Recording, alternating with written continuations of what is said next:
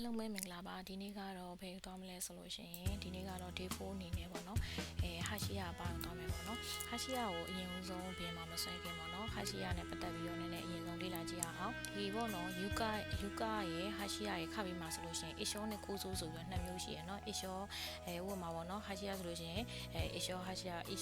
ပြီးရင်ကိုဆိုးဟာရှိယာဆိုနှစ်မျိုးရှိရယ်ပေါ့နော်အဲဆိုယူကာရဲ့ဟာရှိယာရဲ့ခပ်ပြီးမှဆိုလို့ရှိရင်အဲ့ဒါနဲ့ပတ်သက်တဲ့အရှောနဲ့ကိုဆိုးဆိုပြီးတော့နှစ်ခုရှိရယ်ပေါ့နော်အဲ့ဒီမှာဆိုလို့ရှိရင်အရှောဘာရှိယာကအရှောဘာရှိယာအချင်းချင်းပဲပေါင်းစပ်နိုင်တယ်ချိတ်ဆက်နိုင်တယ်ပေါ့နော်ဒါဆိုလို့ရှိရင်ကိုဆိုးကလည်းကိုဆိုးအချင်းချင်းပဲချိတ်ဆက်နိုင်တယ်အရှောနဲ့ကိုဆိုးကိုအတူတူပေါင်းလို့မရဘူးဘာဖြစ်လို့လဲဆိုလို့ရှိရင် category လည်းမတူဘူးပေါ့နော်အဲ့မှာမှသူကအရှောဘာရှိယာထက်ပေါ့နော်ဒီအရှောဘာရှိယာထက်ကိုသူကဒီကိုဆိုးကပို့ပြီးတော့ပေါ့နော်ဟိုအားပို့ကောင်းတဲ့ structure ဖြစ်တဲ့တော့ပေါ့နော်သူကဆွရောကြီးဖြစ်တယ်ပေါ့နော်အရှောဆိုအရှောပေါင်းစပ်မယ်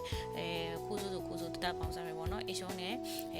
ကိုဆိုးနဲ့နှစ်ခုကမပေါင်းစပ်ဘူးပေါ့နော်ပုံစံအဲ့မှာညိုလျော်ကိုကကြတော့ဘယ်လိုလဲဆိုလို့ရှိရင်အရှောဘာရှိယာဆိုလို့ရှိရင်ဒီမှာအရှောဘာရှိယာနဲ့ဆိုင်တဲ့ဟာပေါ့နော်ဒါဆိုလို့ရှိရင်ဒါပေါ်လာအောက်လာပေါ့နော်အဲ့လိုမျိုးနောက်ခိုးဆိုဘာရှိယာဆိုလို့ရှိရင်လည်းခိုးဆိုဘာရှိယာနဲ့ဆိုင်တဲ့ဟာပေါ့နော်ဒီညိုလျော်ကိုမှရွေးပြီးတော့တေချာလေးရွေးပြီးတော့ထည့်ပေးရမယ်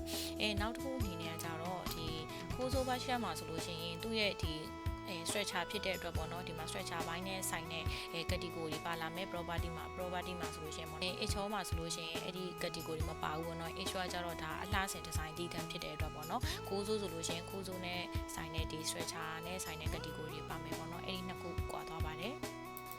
ဒါဆိုလို့ရှိရင်ဟာရှိယာလေးကိုရင်းစုံနေရာချကြည့်မယ်ဒါဆိုလို့ရှိရင် D1 ကနေစပြီးတော့ပေါ့နော်ဒါဆန်းရှုံးမှန်နေပြီးတော့ K ကျွန်းတန်းနေပြီးတော့နော်စပြီးဆွဲထားတဲ့ဒီပုံလေးရှိမယ်ပေါ့နော် project စထားတဲ့ပုံလေးရှိမယ်ဒီပုံလေးကနေပြီးတော့ဒီနေ့ဟာရှိယာကိုဘယ်လိုဆွဲမလဲဆိုလို့ရှိရင်ဟာရှိယာကဒီခန်းကြီးကူရဲ့ထက်အောက်မှာရှိပေါ့နော်ခန်းကြီးကူတက်အောက်မှာရှိရဲ့အမှမှာကိုကြီးကူဆိုတဲ့ပန်တွေမှာဒီမှာဟာရှိယာရှိဟာရှိယာရဲ့ဒီ arrow လေးထောင်းရဲလေးလို့ထောက်လိုက်တဲ့အချိန်မှာဟာရှိယာမှာခုနကနှစ်မျိုးရှိရဲ့ကိုးစိုးနဲ့အရှုံးဆိုပြီးနှစ်မျိုးရှိရဲ့ပေါ့နော်ဒါဆိုလို့ရှိရင်ကိုးစိုးကပို့ပြီးတော့ structure ဖြစ်တဲ့အတွက်ပို့ပြီးတော့သူက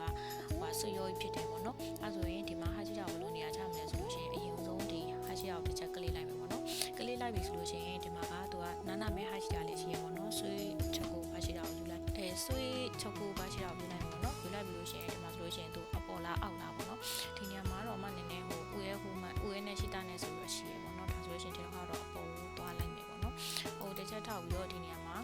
level ဆိုလို့ရှိရင်ပေါ့နော်ဥပမာမှာစကေးကြီးရကနေပြီးတော့ဒီ level 2ထိကိုထားလိုက်မယ်ပေါ့နော်ထားလိုက်ရင်ဒီမှာကဟာရှိယာပုံလေးပါလိုက်ပေါ့နော်အဲ့ဒါကိုမတို့ကဒီလိုတစ်ချက်ကလေးလိုက်တာနဲ့ဟာရှိယာနေရာရသွားပြီအဲ့ဒါဆိုလို့ရှိရင်ဒါကကိုက 3D view နဲ့ကြည့်ကြတယ်ဆို 3D ပုံလေးမှာတစ်ချက်နေလိုက်ရင်ဒီမှာဟာရှိယာပုံလေးပါလိုက်ပေါ့နော် okay အဲ့ဆိုလို့ရှိရင်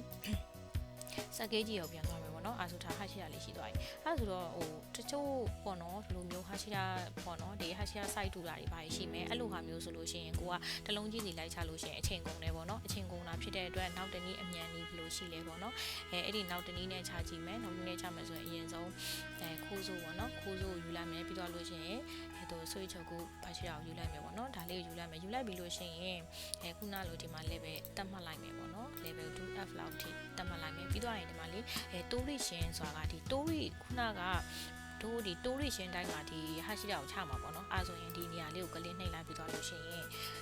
ဒီဘက်ထောက်ကနေပြီးတော့ဒီလိုမျိုးလေး white ပြီးဆွဲလိုက်တာနဲ့ဒီမှာဟာရှိယာဖြစ်သွားပြီပေါ့နော်ပြီးလို့ရှိရင်ဒီမှာတို့ကရှူလျော့ဆိုတဲ့ button တစ်ချက်နှိပ်လိုက်ရင်ဒါဟာရှိယာနေရာချပြီးသွားပြီပေါ့နော် okay အဲဆိုလို့ရှိရင်ထင်းတာမြင်တာရှိနေတယ်ဆိုရင် 3D view မှာတစ်ချက်ကြည့်လိုက်ရင်ဒီလိုဖြစ်သွားပြီပေါ့နော်အဲ့တော့နာနာမဲဆွဲခြင်းနေဆိုလို့ရှိရင်လည်းနာနာမဲလည်းအဲ့အတိုင်းပဲပေါ့နော်ဒါဆိုလို့ရှိရင်ဒီနေ့ဟာရှိယာဆွဲရလေးကိုဆွဲတက်ပြီလို့ထင်တယ်ဒါဆိုရင်လက်ပြန်ချလို့ရှိရင်ဟာဒီကိုဘယ်လိုဆက်ဆွဲမလဲဆိုတာလေးတွားကြမယ်နော်အားလုံးကျေးဇူးတင်